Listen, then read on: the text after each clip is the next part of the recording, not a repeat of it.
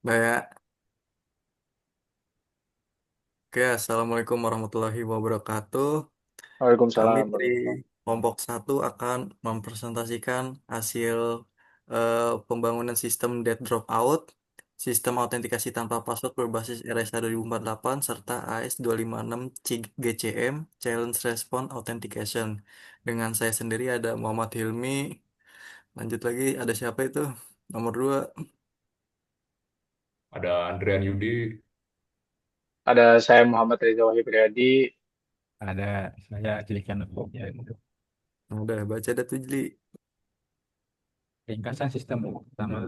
Di Dropcloud adalah sistem autentikasi tanpa password yang menerapkan Zero Knowledge Authentication, menggabungkan RSA 2048 dan AS256 GCM dalam skema Challenge Response. Kunci RSA dibuat langsung di browser sehingga private key tidak pernah dikirim ke server, hanya public key yang disimpan sebagai identitas. Registrasi diperkuat, verifikasi OTP email, dan setiap upaya login dicatat dalam audit log, serta dilindungi mekanisme logout otomatis setelah 3 kali gagal berturut-turut dalam 15 menit. Ken- Sistem dibangun dengan Fast API, SQLite, dan Web Crypto API di sisi klien. Anjing, gak usah dipencet, Cok. Nah, aman kan terdikat? Oh, ada, Opat lanjut. naik, Nggak ada edit-editan. gas Yo, BU dah. kita Pak lanjut. Jafar selalu. Challenge Serius nggak ada respon. edit. Sabar. Challenge respon, OTP audit log, dan logout. Challenge respon memungkinkan server memverifikasi identitas tanpa meminta rahasia dikirim langsung. Cukup lewat tantangan yang hanya terjawab jika user memegang private key sah. Mendeteksi prinsip zero knowledge, OTP digunakan untuk memverifikasi email saat registrasi, dibatasi masa berlaku dan jumlah percobaan. Didahului pengecekan MX record domain. Audit log mencatat setiap event keamanan, seperti login sukses, gagal, IP, dan waktu untuk mendeteksi anomali, serta akun logout menghentikan sementara autentikasi setelah kegagalan beruntun melewati ambang batas, guna memperlambat serangan brute force. Ke kiri dah jadi. Kiri jadi. Ada satu yang belum dibahas tadi. Nah, ini belum Ini, dibahas tadi. RSA adalah kriptografi asimetris dengan sepasang kunci berbeda. Publik untuk enkripsi, privat untuk deskripsi, sehingga kunci publik aman disimpan terbuka. Sistem ini memakai RSA 2048 dengan padding OA, OAI, OIP SHA 256 untuk mengenkripsi kunci sesi AS dari server ke klien. ASGCM adalah cipher symmetrics yang menggabungkan enkripsi dan autentikasi data, menghasilkan authentication tag untuk menjamin integritas cipher dengan nonce nonce acak 12 byte tiap enkripsi. Di sistem ini AS256 GCM dipakai kalian untuk membuktikan kepemilikan kunci sesi lewat enkripsi proof token yang dibandingkan server. Untuk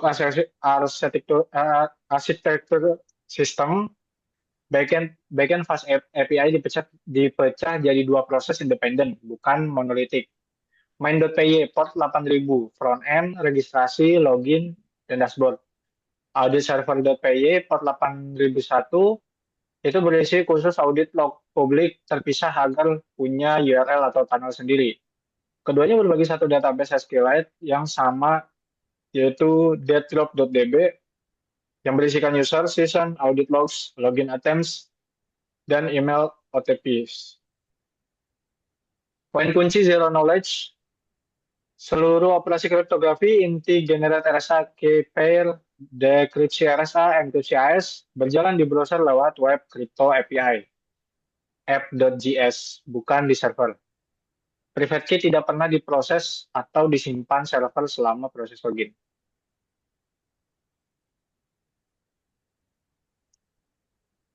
Oke, selanjutnya ada alur registrasi. Pertama, user akan klik browser, lalu isi username plus email pada register HTML. Lalu klik kirim kode verifikasi.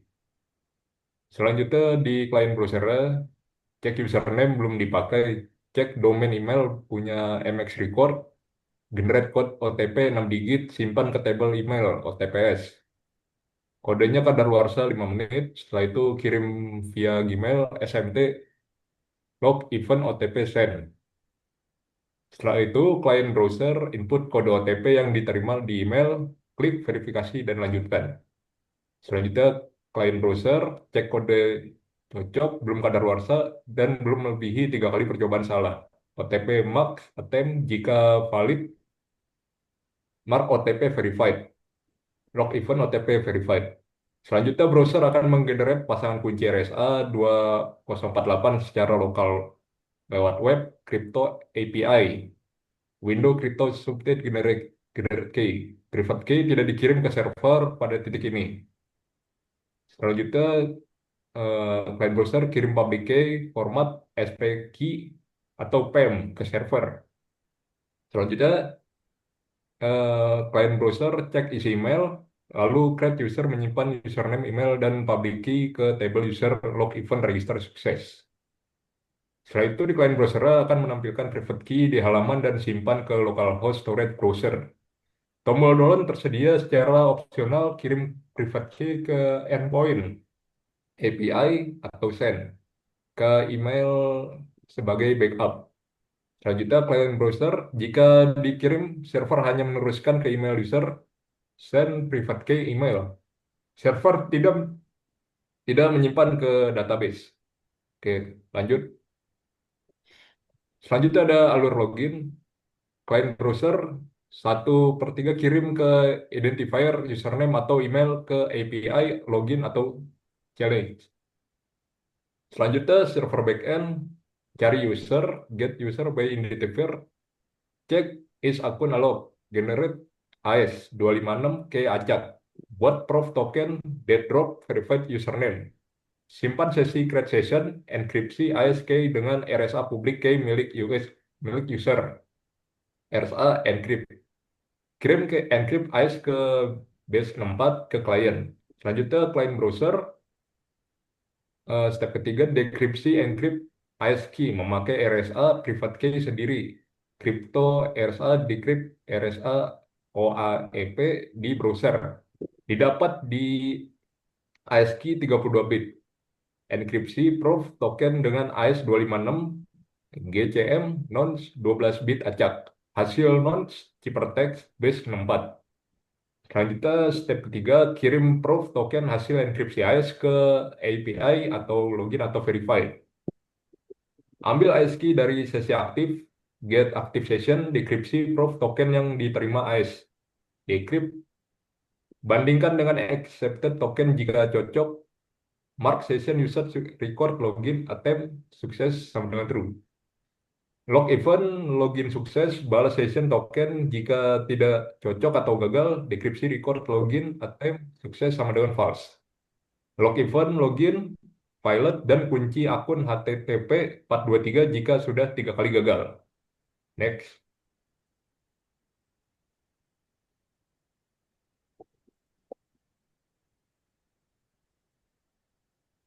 Udah ya, kelihatan gitu. Oke, Udah sekarang nih. Ya, lanjut ke kelihatan. demo sistemnya ya. Di sini saya sudah daftarkan username serta alamat emailnya. Sekarang kita daftarin dulu.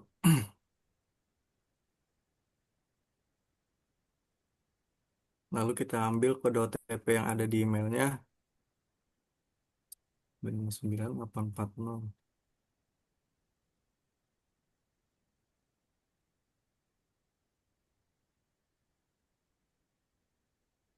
Nah, ini udah dapat ya file private key-nya. Kita download dulu. Sekarang lanjut ke alur login. Karena tadi udah dijelasin alurnya, kita langsung login aja.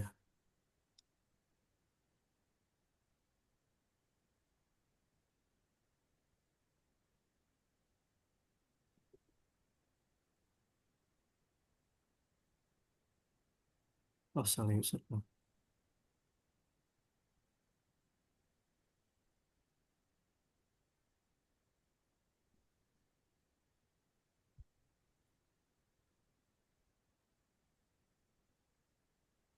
Nah, ini dia kalau misalnya udah berhasil loginnya, jadi di dashboard ini ada beberapa hal yang perlu ditunjukin. Yang pertama ada statistik keamanan akunnya, total percobaan login, berapa yang gagal, dan beberapa yang gagal dalam 15 menit terakhir. Ini semua diambil dari audit log yang ada di database. Yang kedua di bagian info sesi di sini ada AES session key telah dihancurkan. Ini yang disebut perfect forward secret. ASK yang dipakai buat sesi ini langsung dibuang setelah verifikasi selesai. Jadi tiap kali login, kuncinya ini akan berbeda-beda. Dan kalau satu sesi yang lama ketahuan, sesi yang berikutnya akan tetap aman. Lalu, mana cara minimize-nya? Gue nggak bisa ganti halaman, cuy. Oh, lalu kita masuk ke halaman audit log. Pada halaman ini, bro, agak unik ya. Jadi bukan bagian dari aplikasi utama. Dia ini jalan di server serta port yang berbeda dengan yang halaman dashboard tadi.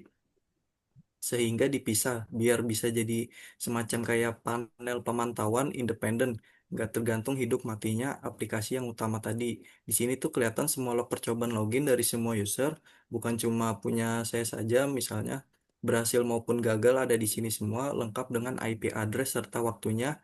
Ada fitur filter per username dan status juga, plus juga ada auto refresh tiap 15 detiknya supaya datanya ini selalu terupdate. Lalu di sini saya akan mencoba skenario gagal login dulu ya. Kita akhiri dulu sesi login yang tadi. Kita di sini ceritanya bakal menggagalkan proses loginnya dengan menggunakan private key yang tidak sesuai dengan private key aslinya. Wih, benar ini.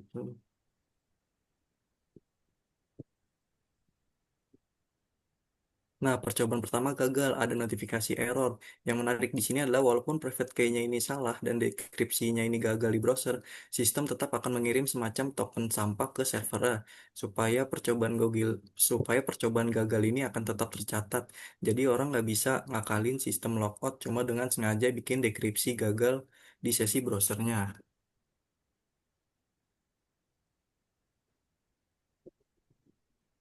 Nah, setelah 3 kali gagal berturut-turut dalam 15 menit, sistem akan otomatis mengunci akun ini dengan muncul error status yang tadi itu. Dan kalau saya cek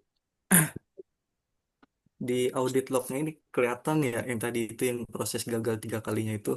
Jadi kita udah nggak bisa lagi login dengan eh, akun yang sama walaupun kita kali ini benar masukin private key-nya. Nah, akunnya telah dikunci karena 3 kali percobaan gagal yang sebelumnya, walaupun kita memasukkan private key yang benar. Gitu. Ya, mungkin ini saja untuk demonya. Kita lanjut lagi presentasinya. Lanjut lagi, Li. Terakhir,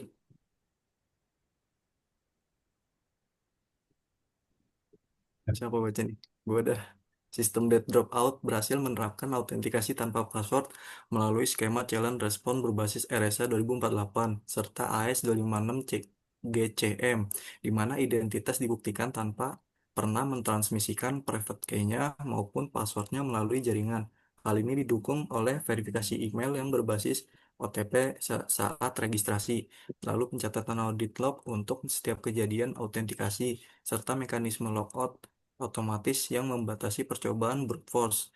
Secara keseluruhan sistem ini memenuhi aspek confidentiality melalui RSA serta ASGCM, integrity melalui authentication tag pada GCM, serta accountability melalui audit log. Mungkin segitu saja untuk presentasi dari kelompok satu. Kurang lebihnya mohon maaf. Wassalamualaikum warahmatullahi wabarakatuh. Waalaikumsalam. Wah. Oh,